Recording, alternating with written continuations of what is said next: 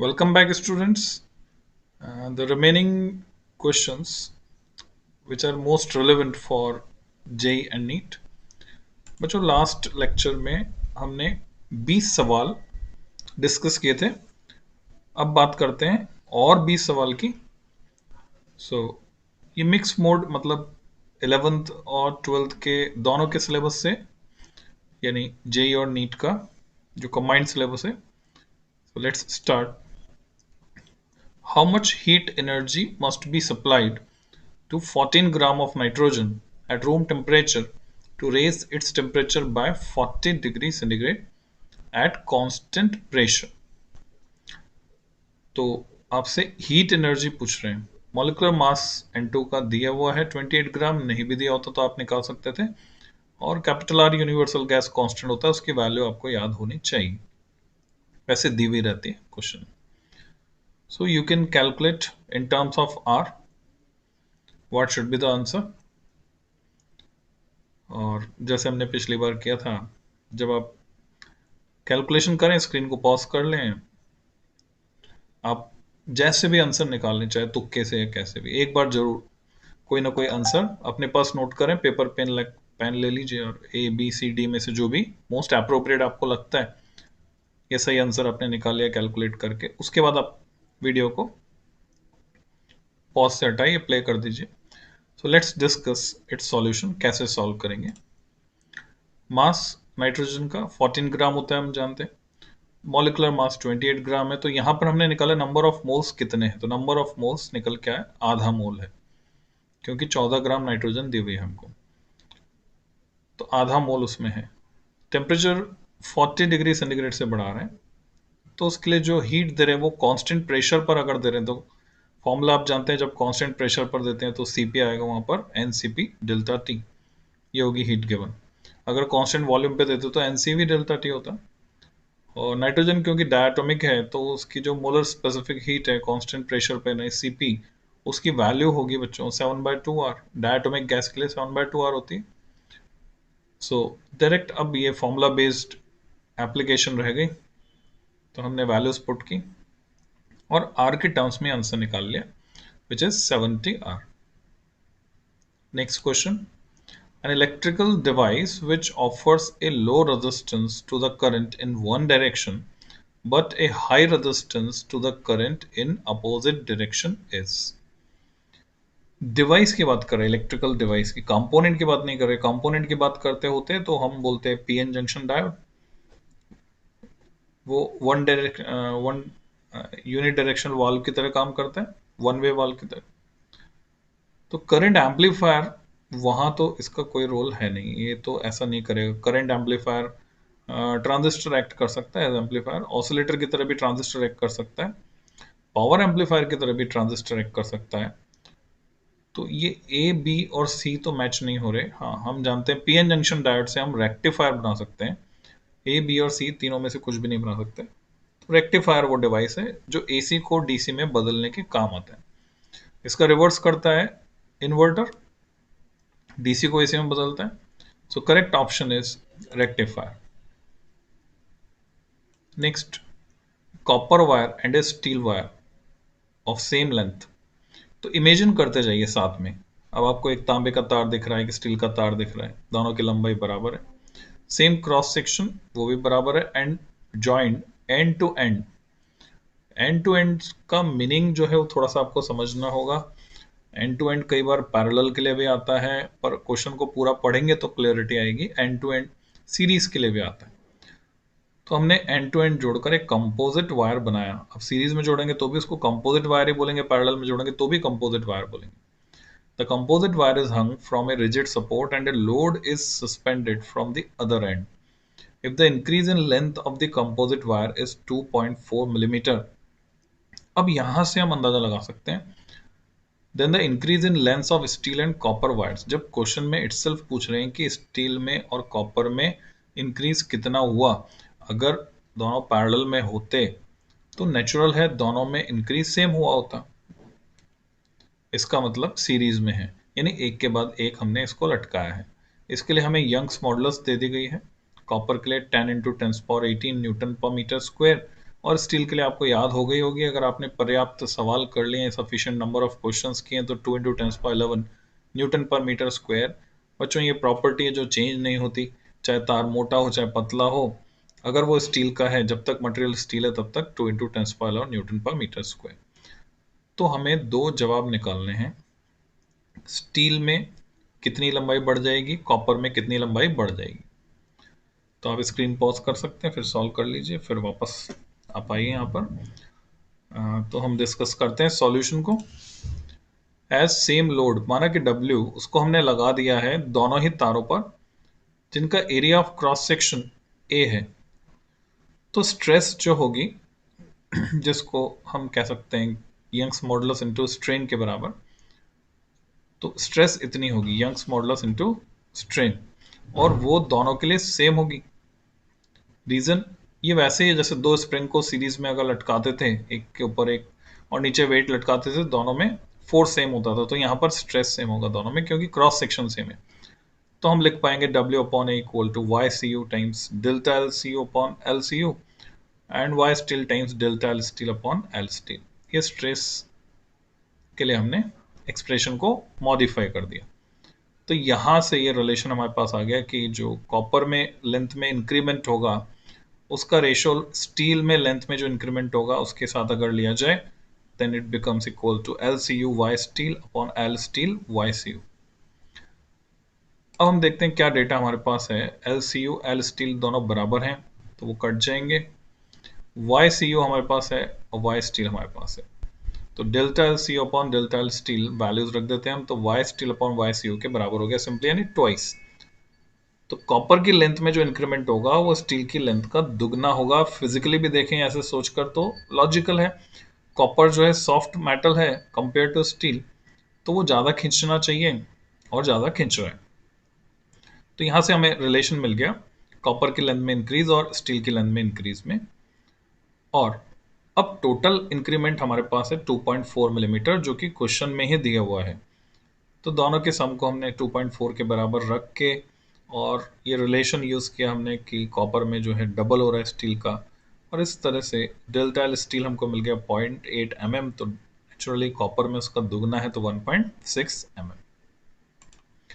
Next question, consider a parallel plate capacitor जिसकी capacity 10 microfarad है और उसको हमने हवा से भरा हुआ है, तब की बात है, यानी एयर या वैक्यूम में इसकी कैपेसिटी, वैक्यूम तो ना बोलें, एयर में 10 माइक्रोफैराड है। When the gap between the plates is filled partly with a dielectric constant 4, और वो इस तरह से जैसे कि डायग्राम में दिखाया, पूरे में नहीं भरा हमने, a/2 एरिया को कवर किया है, a/4 नीचे छोड़ दिया, a/4 ऊपर छोड़ दिया, यानी दाएं बाएं छोड़ दिया। The new capacitance of capacitor is, वो आपको कैलकुलेट करके निकालना है। So you can do this.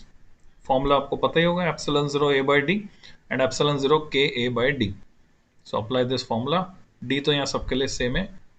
अब इसको आप कैसे मानेंगे, सीरीज में या पैरेलल में, तीन कैपेसिटर ये बन जाएंगे यहाँ पर। सो हिंट मैंने दे दिया बच्चों, try it. Okay, let's discuss the solution. यहाँ पर हम देख रहे हैं a/4 a/2 a/4 ऐसे तीन पार्ट मान सकते हैं। फर्स्ट पार्ट में एयर है, सेकंड में डाइलेक्ट्रिक है, थर्ड में फिर से एयर है। तो ε0 a/d हमको दी हुई है, इसकी वैल्यू 10 माइक्रोफैराड है। फर्स्ट पार्ट की कैपेसिटी ε0 a/4d आ जाएगी क्योंकि एरिया में a/4 लिखूंगा मैं। थर्ड पार्ट की भी ε0 a/4d आ जाएगी, सेम सिचुएशन है। सेकेंड पार्ट में k टाइम्स हो जाएगा और एरिया डिफरेंट है, a/2 है, तो ये आ जाएगा ε0 k a/2d।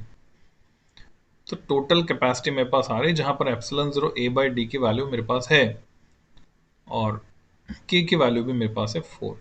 Now we can calculate simply. इन तीनों को हम पैरेलल में जुड़ा हुआ मानेंगे क्योंकि प्लेट वो एक ही है, तो पोटेंशियल सेम रहता है, सेम कंडक्टर। तो तीन कैपेसिटर जब पैरेलल में जुड़ते हैं तो इक्विवेलेंट कैपेसिटी होती है, ऐड हो जाती है C1 + C2 + C3। तो इस तरह से हमें जवाब मिलता है 25 microfarad. The objective lens of an optical instrument is an achromatic combination। Achromatic doublet भी कहते हैं हम इसको। एक्रोमेटिक कॉम्बिनेशन बनाया जाता है, लेंस सिस्टम में एक डिफेक्ट होता है क्रोमेटिक एब्रेशन। तो क्रोमेटिक एब्रेशन में क्या होता है कि रेड कलर की जो लाइट है वो तो दूर फोकस होती है और वॉयलेट कलर की लाइट पास फोकस होती है, तो व्हाइट ऑब्जेक्ट की इमेज लेंस कलरफुल बना देता है, जस्ट लाइक प्रिज्मेटिक एक्शन देता है, उसको बोलते हैं क्रोमेटिक एब्रेशन। तो क्रोमेटिक एब्रेशन को काउंटरएक्ट करने के लिए हम बनाते हैं एक्रोमेटिक कॉम्बिनेशन लेंसेज का। तो फोकल लेंथ आपको दी हुई है 90 सेंटीमीटर है कॉम्बिनेशन की, यानी जिसमें दो लेंस हैं। The two lenses possess dispersive powers, जिसको हम ओमेगा से दिखाते हैं, 0.024 है और 0.036 है इनकी, और ये एक दूसरे के कांटेक्ट में है।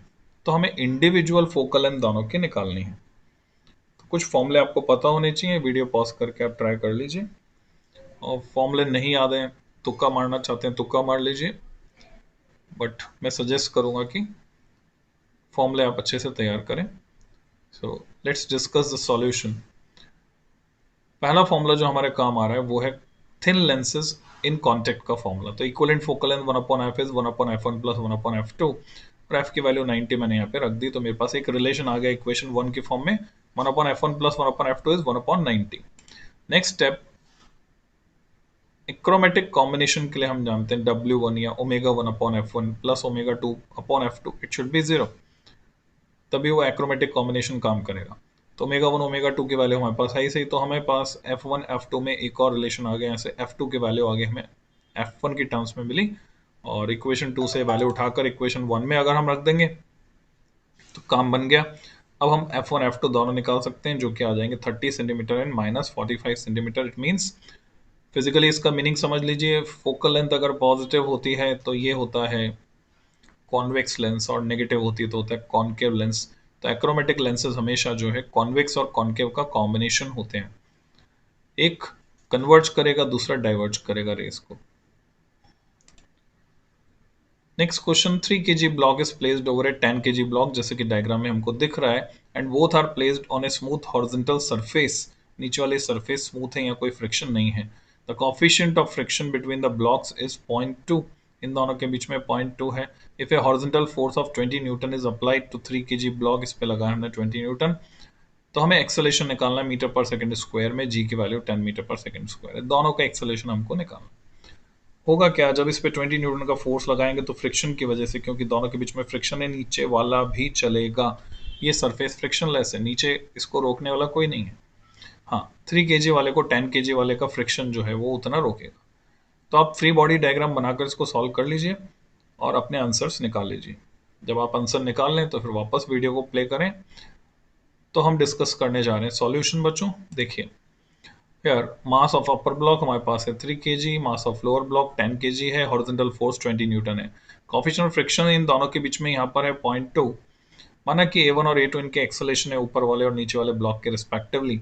तो इक्वेशन ऑफ मोशन जब मैं अपर ब्लॉक के लिए लिखता हूँ तो 3 kg पर जो फोर्सेस लग रहे हैं, F फोर्स 20 न्यूटन हमने लगाया, माना कि इसका एक्सेलेरेशन A1 है, तो फ्रिक्शन का फोर्स जिसे स्मॉल f से दिखाया वो अगेंस्ट लग रहा है, और फ्रिक्शन का फोर्स कितना होगा, म्यू m1g होगा, ये आप लोग जानते हैं, क्योंकि m1g नीचे लग रहा है तो म्यू टाइम्स m1g। तो अगर मैं इसकी इक्वेशन ऑफ मोशन लिखता हूं तो मुझे मिलती है F minus friction force equal to m1 f1। यहाँ से मैं a1 के लिए x को कन्वर्ट करता हूँ तो ये एक्सप्रेशन मुझे मिल गया है, capital F minus mu m1g upon m1। तो ये सारी वैल्यूज मेरे पास है, मैं इनमें रख देता हूँ और कैलकुलेट करता हूँ, मुझे मिलता है एक्सेलेरेशन 14/3 मीटर पर सेकेंड स्क्वायर। अब हम बात करते हैं 10 kg वाले ब्लॉक की, तो उसकी सिचुएशन क्या है, उस पर सिर्फ एक ही फोर्स लग रहा है, फ्रिक्शन का फोर्स, और वो A2 एक्सेलेरेशन से दौड़ रहा है।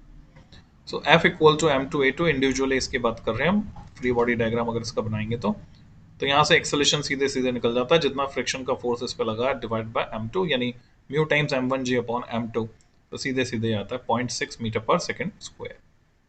सो NLM का सिंपल क्वेश्चन, पर कई बार यहाँ पर घूम जाते हैं बच्चे, तो इसको समझना है सिचुएशन को। अच्छा, और भी कई तरीके उनसे इसको किया जा सकता है, जो भी आपको आसान लगे वो तरीका आप एक्सेप्ट करें, अपना लें। Next question, flash light lamp is marked 3.5 volt and 0.28 ampere, voltage भी है करंट भी है, तो यहाँ से रेजिस्टेंस हम उसका निकाल सकते हैं। The filament temperature is 425 degree centigrade, 425 degree centigrade अभी है फिलामेंट का टेम्परेचर। फिलामेंट का रेजिस्टेंस 0 डिग्री सेंटीग्रेड पे होता है 4 ओम। तो आपको टेम्परेचर कोफिशिएंट ऑफ रेजिस्टेंस निकालना है मटेरियल ऑफ फिलामेंट का, यानी अल्फा आपसे पूछ रहे हैं। फॉर्मूला आप जानते हैं, R T equal to R zero one plus alpha delta T. दूसरा फॉर्मूला आप जानते हैं, R equal to V upon I. दोनों को यूज कीजिए, सॉल्व कीजिए, इसको आंसर निकाल लीजिए। समझने की बात बच्चों यहाँ पर यह है, अजम्पशन ये होता है कि उस रेंज, टेम्परेचर रेंज में अल्फा को हम कांस्टेंट माने तभी सब ये कुछ वैलिड होगा। तो अल्फा का लीनियर वेरिएशन हम ये मान के चलते हैं, हालांकि अल्फा कांस्टेंट है पर हमें पता है टेम्परेचर के साथ डिफरेंट टेम्परेचर रेंज में ये चेंज होता है। So let's see the solution. Filament resistance 0 degree पर हमें पता है 4 ओम है। 425 पर हमने निकाल लिया वी अपॉन आई से, क्योंकि ये जो डेटा है ये 425 का है, तो 12.5 ओम। लॉजिकली देखा सही है, कम टेम्परेचर पर कम था, फिलामेंट का रेजिस्टेंस टेम्परेचर बढ़ाने पर बढ़ गया है, ऐसा होना चाहिए था। अब हम R T equal to R zero one plus alpha delta T में अल्फा के लिए इसको कन्वर्ट करते हैं इक्वेशन को, तो R T minus R zero upon R zero T. सारी वैल्यूज हमारे पास हैं, ये सारी वैल्यूज पुट करके अल्फा मिल जाता है हमें 5 × 10⁻³ पर डिग्री सेंटीग्रेड। इसका ऑर्डर अप्रोप्रिएट आ रहा है, इसी ऑर्डर का होता है अल्फा 5 × 10⁻³ माइनस 10⁻³ पर degree centigrade. So this is the solution. Now the next question. Circuit shown in the figure contains two diodes each.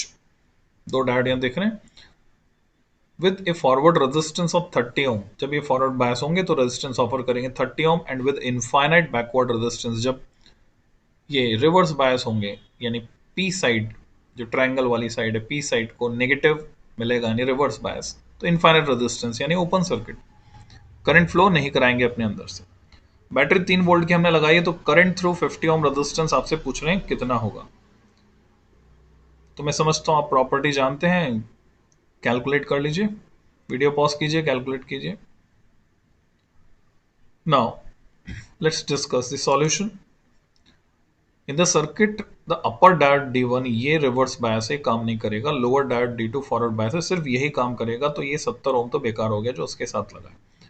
तो सर्किट रिड्यूस हो गया हमारे पास, ये 30 ओम इसका रेजिस्टेंस, 70 ओम ये वाला हो गया, नीचे 50 ओम। तो कुल मिलाकर 70 और 30 100 और 50 150, 150 ओम इस सर्किट का टोटल रेजिस्टेंस है, इसलिए करंट हो गई बच्चों 0.02 एम्पियर, 3 वोल्ट अपॉन 150 ओम।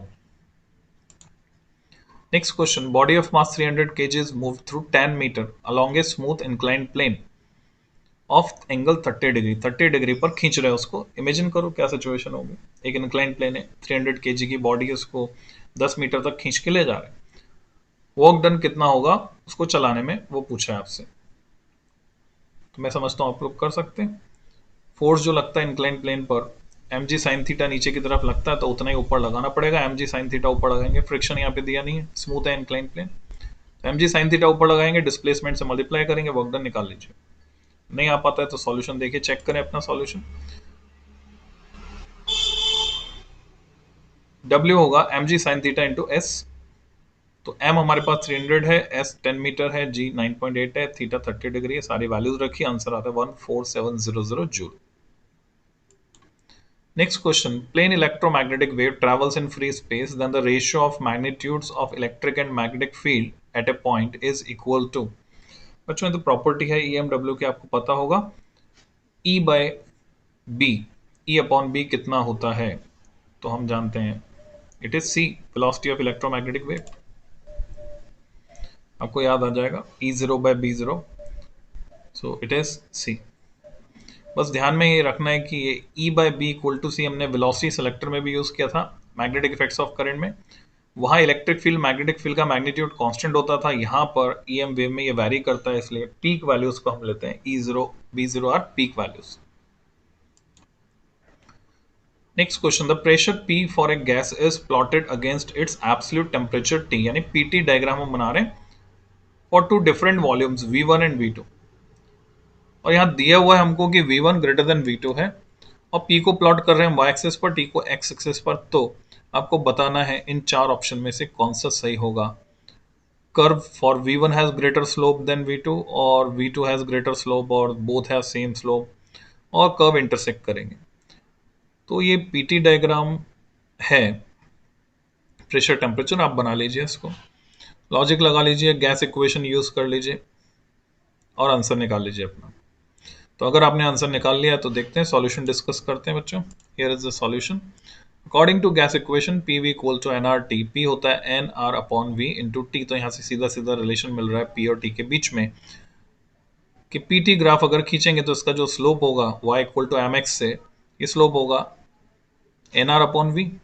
तो एन आर अपॉन वी, तो जिसका स्लोप ये v के इन्वर्सली प्रोपोर्शनल है स्लोप, तो v1 ग्रेटर देन v2 है, तो slope of 1 is less than slope of 2। तो v2 का स्लोप ज्यादा होगा v1 से। This is the solution. Next question, A paramagnetic sample. बच्चों तीन तरह के मैग्नेटिक मटेरियल होते हैं, पैरा, डाया, फेरो। तो एक पैरामैग्नेटिक सैंपल है, show net magnetization of 0.8 ampere पर metre when placed in an external magnetic field of strength 0.8 tesla, temperature 5 kelvin है। When the same sample is placed in an external magnetic field of 0.4 Tesla, जब temperature 20 kelvin है तो magnetisation कितना होगा? याद कीजिए कौन सा रिलेशन आप यहाँ पर अप्लाई कर सकते हैं। क्या आपको याद आता है क्यूरी लॉ आपने पढ़ा था बच्चों, क्यूरी लॉ? तो जस्ट राइट, क्यूरी लॉ में क्या था, किस तरह का रिलेशन था, क्या यूनिटरी मेथड से उसको हम यहाँ पे अप्लाई कर सकते हैं? Just think about.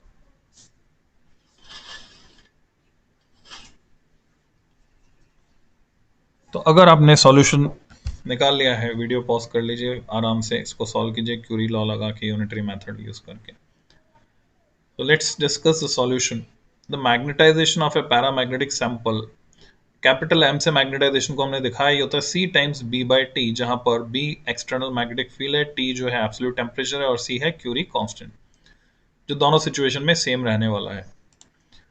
So m1 upon m2 अगर मैं रेशियो निकालता हूं तो क्यूरी कांस्टेंट कट जाता है, यहां से मेरे पास बचता है b1 upon b2 into t2 upon t1। अब ये सारी वैल्यूज हमारे पास है, तो मैं यहाँ पे वैल्यूज पुट करता हूँ, आंसर आता है 0.1 एम्पियर पर मीटर। कैलकुलेशन इजी है, so you can do that. Next question, mass is suspended from the end of A spring. Spring पे हमने मास लटकाया, when the system is oscillating, जब ये ऑसिलेट कर रहा है, तो एम्पलीट्यूड ऑफ ऑसिलेशन जो है 4 सेंटीमीटर है और maximum kinetic energy of oscillation of the system 1 joule है। तो हमें स्प्रिंग का फोर्स कांस्टेंट पता करके निकालना है। So I think you can do this. Half के एक्स स्क्वायर ये एनर्जी होती है, आपको पता है। So try it. और अब आपने आंसर निकाल लिया, देन सॉल्यूशन डिस्कस कर लेते हैं हम। एम्पलीट्यूड ऑफ ऑसिलेशन 4 सेंटीमीटर, उसको हमने एसआई में बदला, 4 into 10⁻² metre. Maximum kinetic energy 1 joule दिया हुआ है, तो के मैक्स हाफ के ए स्क्वायर होता है, तो हाफ के एक्स स्क्वायर बोल दिया था मैंने। तो एम्पलीट्यूड की टर्म्स में बात करेंगे तो हाफ के ए स्क्वायर, यहाँ पर मैक्सिमम काइनेटिक एनर्जी, मैक्सिमम ले रहे हैं हम। The force constant for the spring, वो जो के निकालना है फोर्स कांस्टेंट, अब दो के हैं यहाँ पे, के काइनेटिक एनर्जी का के है, एक स्प्रिंग कांस्टेंट वाला के, तो कंफ्यूज नहीं होना है, इसलिए ये कुछ छोटे के से हमने दिखा दिया। तो के की वैल्यू यहाँ से आगे 2k max upon a square, सारे डेटा हमारे पास थे, 1250 न्यूटन पर metre. Next question, a shell is fired from a cannon. तोप से गोला दागा गया with a velocity v at an angle theta with the horizontal.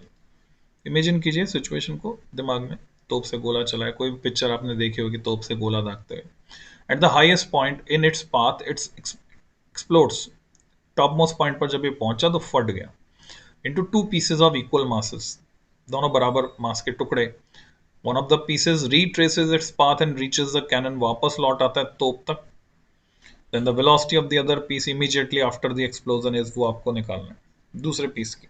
जब वो टूटा, कहाँ टूटा? टॉप मोस्ट पॉइंट पर टूटा। डायग्राम बना लीजिए।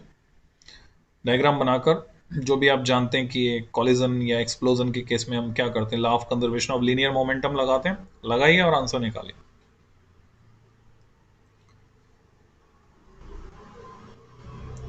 यहाँ जो बात समझ में आ रही है क्वेश्चन से, one of the pieces retraces its path, ये तभी रीट्रेस करेगा पाथ, उसी पाथ को वापस आएगा जब वेलोसिटी उतनी होगी जितनी जाते वक्त थी। और हम जानते हैं कि टॉप मोस्ट पॉइंट पर सारी की सारी वेलोसिटी हॉरिजॉन्टल रह जाती है, वर्टिकल डायरेक्शन की वेलोसिटी खत्म हो जाती है। तो मैं समझता हूँ आप सॉल्व कर लेंगे इसको। सो लेट्स वेरीफाई, हम सॉल्यूशन देखते हैं इसका। The flight of the shell before explosion is shown in figure which where H capital H is the highest point. ये देखिए डायग्राम में थीटा पर इसको प्रोजेक्ट किया गया प्रोजेक्टाइल मोशन का क्वेश्चन, यानी प्रोजेक्टाइल को भी हमने इसमें शामिल किया है कंसेप्ट को। टॉप मोस्ट पॉइंट पर ये एक्सप्लोड होता है। Velocity of the shell at H v cos theta है हॉरिजॉन्टल डायरेक्शन में। दो टुकड़े हुए इसके m/2 एंड m/2, माना कि v1 v2 इनकी वेलोसिटीज है, तो क्योंकि वो वापस रिट्रेस कर रहा है तो v1 की वैल्यू तो मैं लिख सकता हूँ minus V cos theta. Positive X direction को पॉजिटिव लिया हमने तो नेगेटिव एक्स डायरेक्शन नेगेटिव हो गया। अब यहाँ पे law of conservation of linear momentum अगर अप्लाई कर देते हैं तो M V cos theta equal to m/2 times v1 plus m/2 times v2।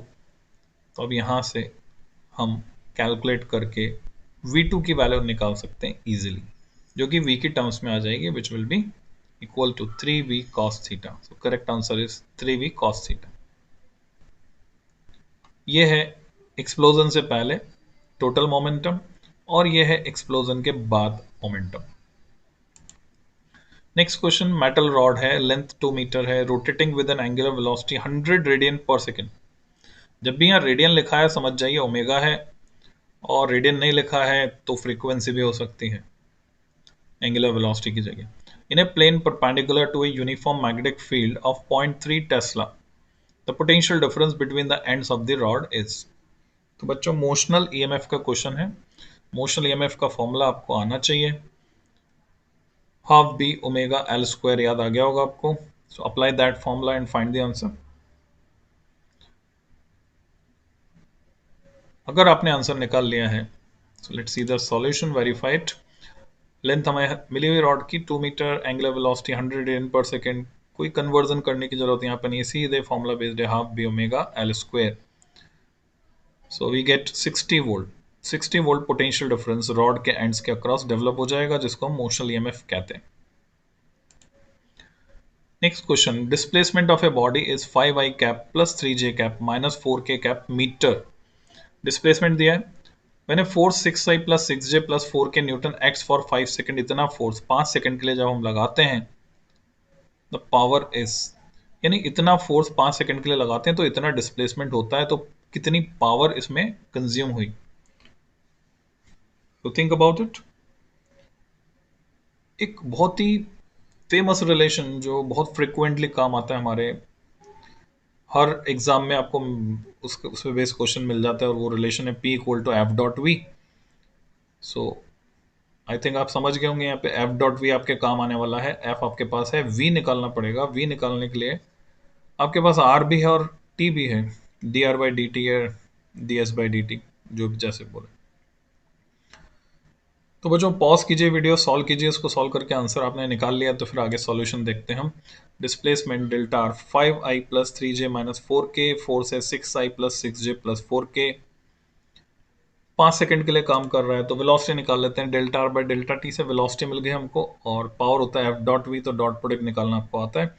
तो फोर्स का एक्सप्रेशन मैंने लिखा और वी का एक्सप्रेशन जो अभी निकाला उसको लिखा। सिंपल कैलकुलेशन, हमें मिल जाता है आंसर 6.4 वाट।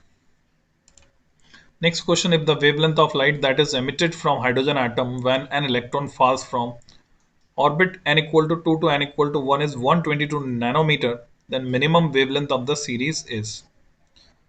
आपने पहचान लिया होगा n equal to 1 मीन्स ये तो लाइमन सीरीज है, और 2 से 1 में तो ये होती है शॉर्टेस्ट फ्रीक्वेंसी, लॉन्गेस्ट वेवलेंथ। हमें चाहिए मिनिमम वेवलेंथ, यानी या तो डायरेक्ट याद होगी आपको, डायरेक्ट याद है आपको तो आप सीधे आंसर टिक कर सकते हैं, कोई प्रॉब्लम नहीं इस तरह के क्वेश्चन में। और डायरेक्ट याद नहीं है तो ठीक है, फिर कैलकुलेशन देख लीजिए। N two N equal to 2 से एन इक्वल टू 1 में ये पहली लाइन होती है, हमें चाहिए लास्ट लाइन यानी इन्फिनिटी से 1 में। तो डेटा हम इस तरह से मैनिपुलेट कर सकते हैं, चाहे आपको रेडबर्ग कांस्टेंट याद हो नहीं हो उसकी जरूरत नहीं पड़ेगी, इसमें कट जाएगा रेशो लेने पर। सो लैम्डा मिनिमम और ये लैम्डा मैक्सिमम दोनों का रेशियो में मिल जाएगा। So 915 angstrom is the correct answer.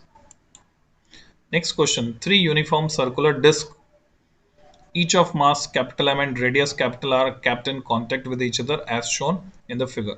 Moment of inertia of the system about the axis A B is, ये मोमेंट ऑफ इनर्शिया आपको पता करना है। बच्चों यहाँ पे जल्दबाजी में बच्चे क्या करते हैं कि क्वेश्चन ध्यान से नहीं पढ़ते तो धोखा हो जाता है, और इसको स्फीयर मान लेते हैं, स्फीयर मान के कैलकुलेट कर देंगे, आंसर गलत आ जाएगा। देखिए ध्यान से, सर्कुलर डिस्क है, डिस्क का मोमेंट ऑफ इनर्शिया अलग होता है, स्फीयर का अलग होता है। डिस्क का moment of inertia about the diameter होता है mr²/4। तो आप समझ गए होंगे कैसे सॉल्व करना है। ये जो नीचे वाले डिस्क है, इसको अगर मैं डिस्क नंबर 3 मानूं तो इसका तो mr²/4 है डायमीटर के अबाउट। बाकी जो किनारे वाली डिस्क है, इसमें आपको पैरेलल एक्सिस थ्योरम लगानी पड़ेगी। mr²/4 यहाँ पे प्लस mr², यानी 5/4 mr² आएगा, और इसका भी 5/4 mr² आएगा। आंसर सामने है। ओरल कैलकुलेशन है बच्चों, लिखने की भी जरूरत नहीं।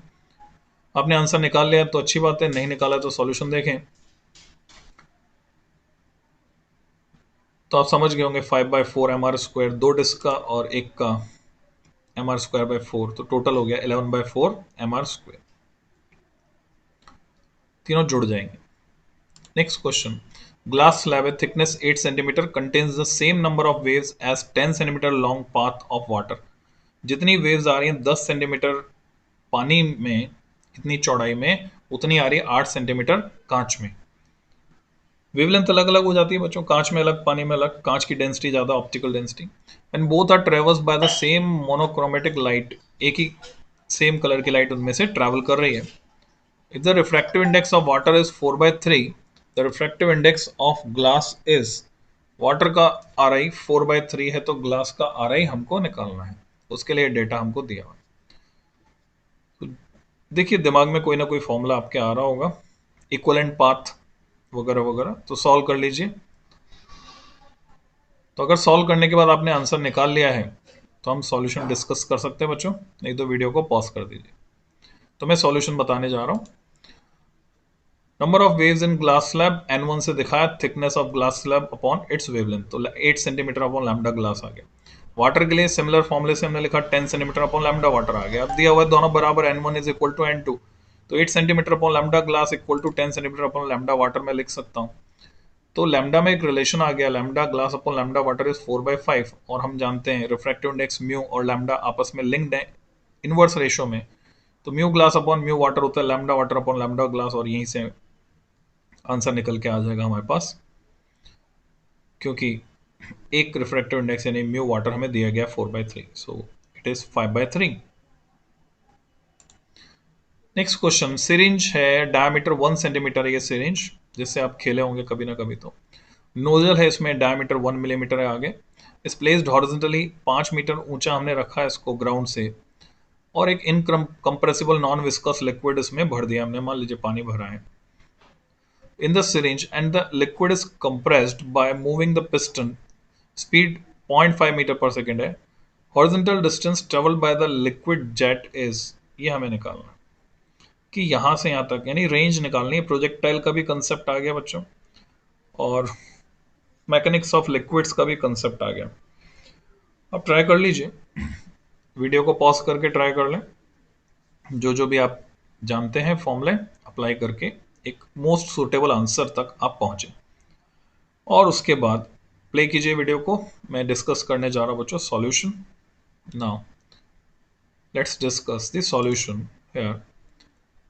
डायमीटर गिवन डेटा हमने लिख लिया, 10⁻² मीटर, एसआई में बदला उसको, नोजल 10⁻³ मीटर, क्योंकि 1 मिलीमीटर था, एसआई में बदला। इक्वेशन ऑफ कंटिन्यूटी यहाँ पे लगेगी a1v1 इक्वल टू a2v2, जहां a एरिया होता है, v वेलोसिटी होती है। तो हम देख रहे हैं दो तरह का एरिया, एक तो सिरिंज का एरिया ज्यादा है, वहां पर वेलोसिटी v1 है, और नोजल का एरिया कम है, वेलोसिटी v2 है। वैल्यूज पुट कर दी हमने, एरिया की जगह πr² और r की जगह d/2, तो d/2 का स्क्वायर। सारे डेटा हमारे पास अवेलेबल है, डेटा पुट करके वेलोसिटी आ जाती है नोजल पर 50 मीटर पर सेकेंड। नेचुरल सी बात है, जहां पर एरिया कम हो जाएगा वेलोसिटी बढ़ जाएगी। अब ये प्रोजेक्टाइल का क्वेश्चन है, horizontal distance travel by liquid jet. चाहे तो आप ब्रेक करके कर सकते हैं इसको। ब्रेक कैसे करेंगे? ब्रेक ऐसे करेंगे कि ऊपर से ये 5 मीटर नीचे गिरने में, इसको नेग्लेक्ट कर रहे हैं हम साइज को, तो ऊपर से 5 मीटर गिरने में टाइम कितना लगता है उससे निकाल सकते हैं, या फिर आप सीधे रेंज का फॉर्मूला लगा सकते हैं इस सिचुएशन के लिए। तो इस सिचुएशन के लिए रेंज का फॉर्मूला अगर आप लगाते हैं तो ये हो गई velocity into time under root of 2h/g। So we get 50 metre. 50 metre is the answer. तो बच्चों नेक्स्ट वीडियो में कुछ और क्वेश्चंस लेकर मैं आऊंगा। Till than happy learning.